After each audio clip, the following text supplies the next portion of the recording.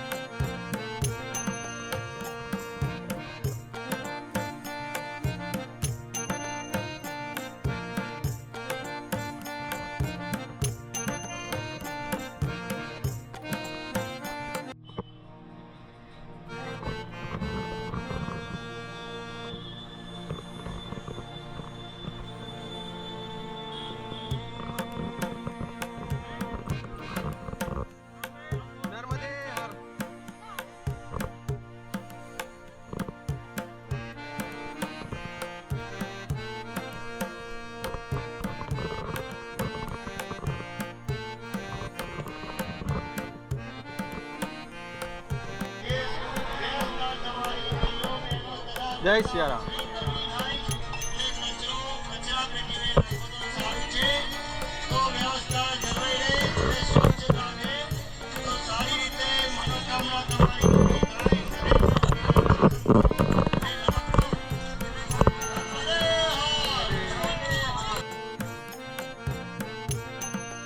વ્યક્તિએ એના જીવનકાળ દરમિયાન એકવાર માં નર્મદાની પરિક્રમા કરવી જ જોઈએ, કેમ કે માં નર્મદા પરિક્રમા તેના નિયમોનું પાલન અને એ ભાવથી કરવાથી વ્યક્તિ પોતાનું જીવન બદલી શકે છે.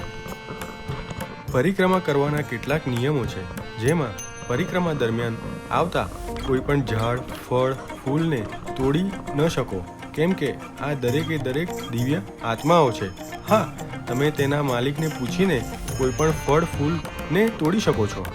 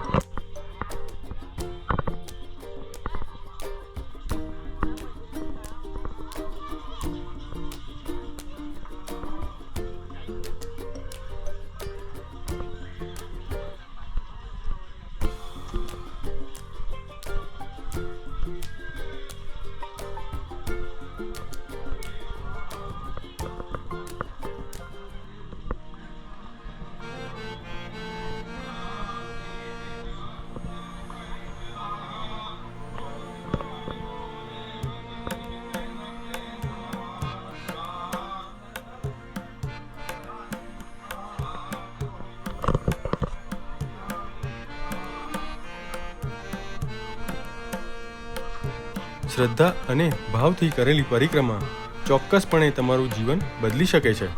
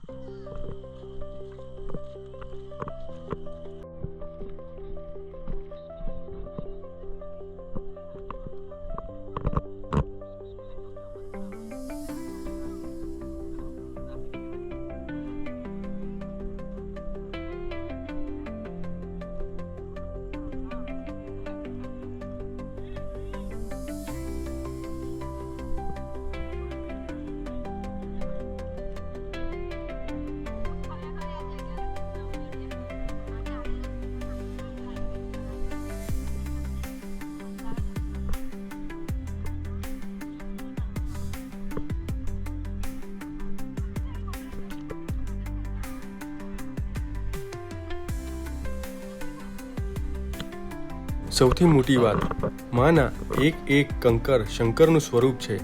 એ માને વરદાન છે. આપણે દરેક કંકર ગણી શકતા નથી, પરંતુ આમ ભગવાન શંકરની પણ પરિક્રમા કરીએ છીએ.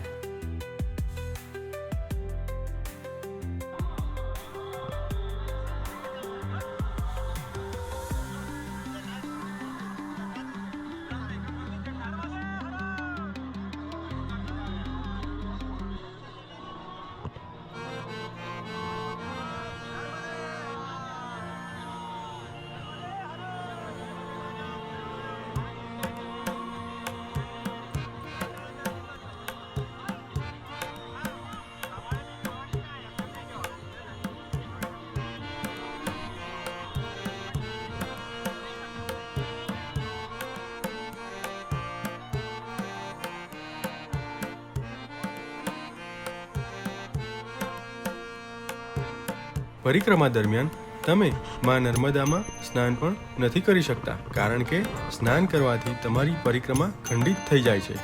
હા, તમે મા નર્મદાના જળનો સ્પર્શ કરી શકો છો, તેને માથા પર ચઢાવી શકો છો અને તેનું પૂજન પણ કરી શકો છો.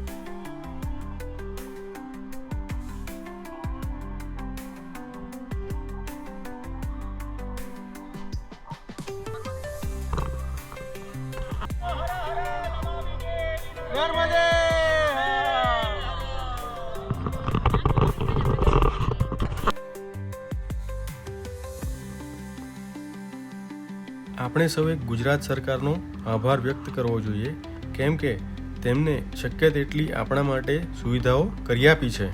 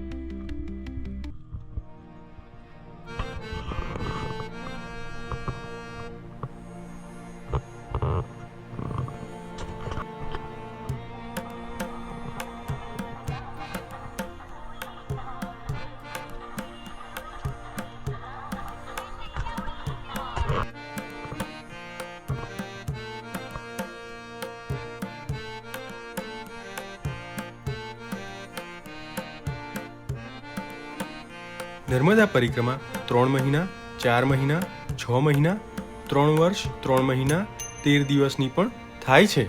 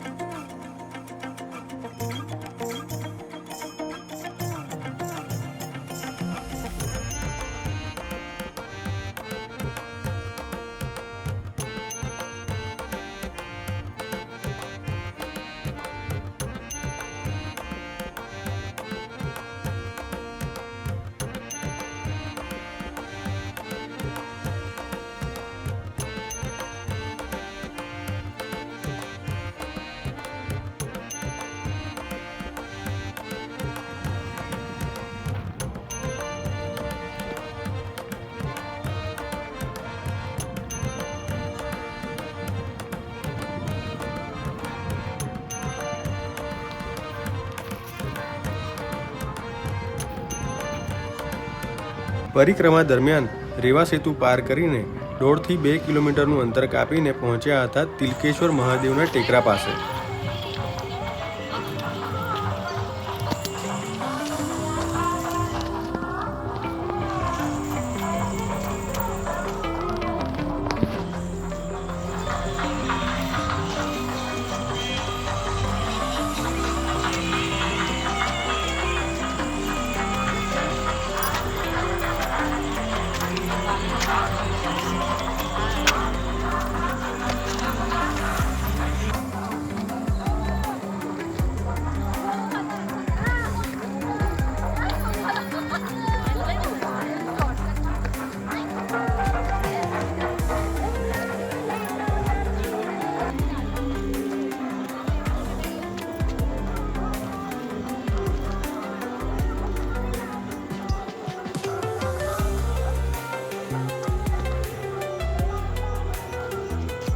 नर्मदे हर जाना है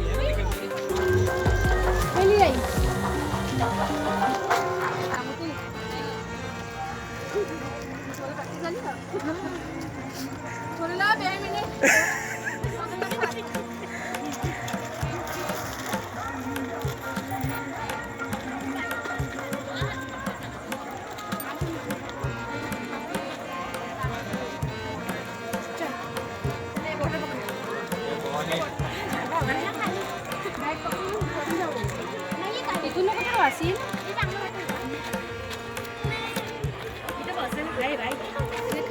કેવું લાગે તમને ફરી આવવાની ઈચ્છા કરી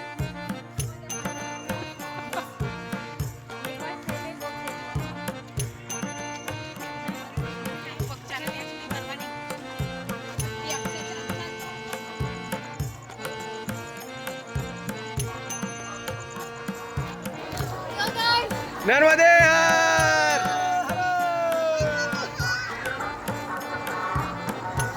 સૌથી પહેલે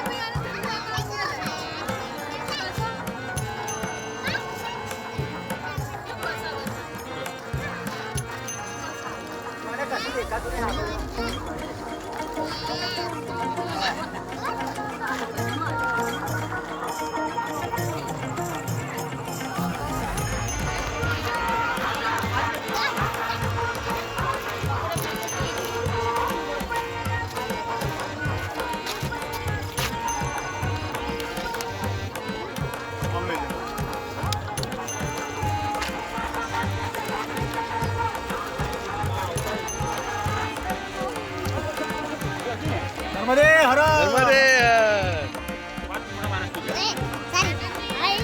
નર્મદે હર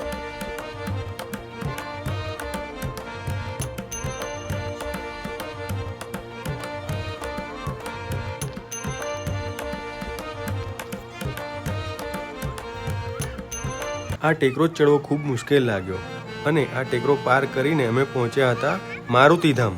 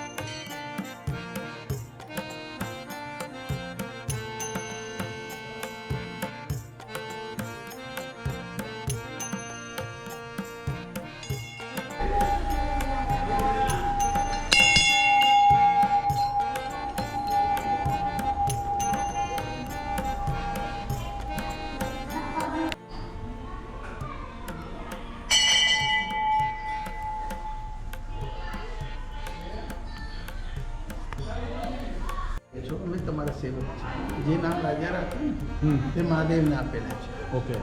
એટલે એનું પેલું નામ પ્રિવ્રતેશ્વર મહાદેવ, ચેત્રેશ્વર મહાદેવ, અજેશ્વર મહાદેવ, સદ્ધુમેશ્વર મહાદેવ, શાંતિકેશ્વર મહાદેવ, શક્તિકેશ્વર મહાદેવ અને 7મા યુગમાં તિલકેશ્વર. અહીંયા ઉત્તર તટરો માતમ વધારે છે. તિલકવાડા મેં 3 તીર્થ આવી ગયા, જેના આપણે નર્મદા પુરાણ, સ્કંદ પુરાણ, વાયુ પુરાણ અને પદ્મ પુરાણનો ઉલ્લેખ મળે. તિલકેશ્વર, ગૌતમેશ્વર અને સપ્તમાત્રિકા.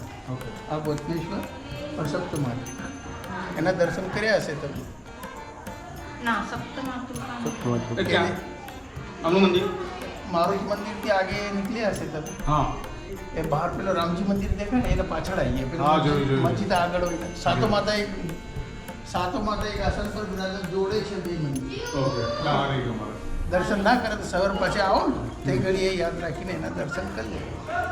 એટલે તિલક રાજા ગૌતમ ઋષિને દર્શન લીધે તે આવ્યા હતા. એટલે ગૌતમ ઋષિ કીધું કે સત્યકેશ્વર મહાદેવ છે એના દર્શન. તે સમયે આ મહાદેવનું નામ સત્યકેશ્વર હતું. જંગલ અને એકાંતવાસ જોઈને તિલકે ભગવાનને કીધું કે આજથી તિલક રાજા તમે છો, અમે તમારા સેવક છે. એ પૂજા અર્ચના ચાલુ કરી. એટલે પછી મહાદેવને પ્રેરણા આપી, તું મારે તલ ચડા. તિલકે તલ ચડાયા. ભગવાન મહાદેવ પ્રસન્ન થયા, એને વરદાન આપ્યું. એ પછી 7મા યુગમાં તિલકેશ્વર और तिलकेश्वरથી ગામનું નામ તિલકવાડા પડેલું. और भौगोलिक दृष्टिથી કહી કે માં નર્મદા અમરકંડથી નીકળી છે, ભરૂ દરિયામાં સમાય છે. શંકર ભગવાનની છોકરી છે માં નર્મદા. એને દાएं બાएं બધા મંદિર આવે છે, પણ આ જે છે નર્મદા માતાના સામે છે. ઓકે. એટલે આ મહાદેવને દર્શન લીધે આ 21 કિલોમીટર દક્ષિણથી ઉત્તરમાં આવે છે. ઉત્તર વાહિનીનું મુખ્ય કારણ. હા, એના દર્શન કરીને પછી માતા પશ્ચિમે વહેવા લાગી ગયા. એટલે પુરાણોમાં ઉલ્લેખ છે, તિલકેશ્વર દર્શન ના કરે તો પરિક્રમા પુણ્ય ના મળે. જેને દર્શન લે મા નર્મદા આતી હોય. और જ્યારે પાણી આવે ને તો આજુબાજુ બધા મંદિરો ભરૂચ અંકલેશ્વર જે કિનારે બધા ડૂબી જાય, પણ આ મંદિર ટાપુ ખરી ઊંચા કાંઠા. એટલે સ્કંદ પુરાણ મેં લખેલો ઊંચા કાંઠે બનેલો તિલકેશ્વર મહાદેવ. એની વિશે આપણે ભાગ્યશાળી છે કે 7 યુગ પ્રાચીન મહાદેવના આપણે દર્શન કરીએ. તિલકેશ્વર મહાદેવ કી જય. હર હર મહાદેવ. મહાદેવ. મહાદેવ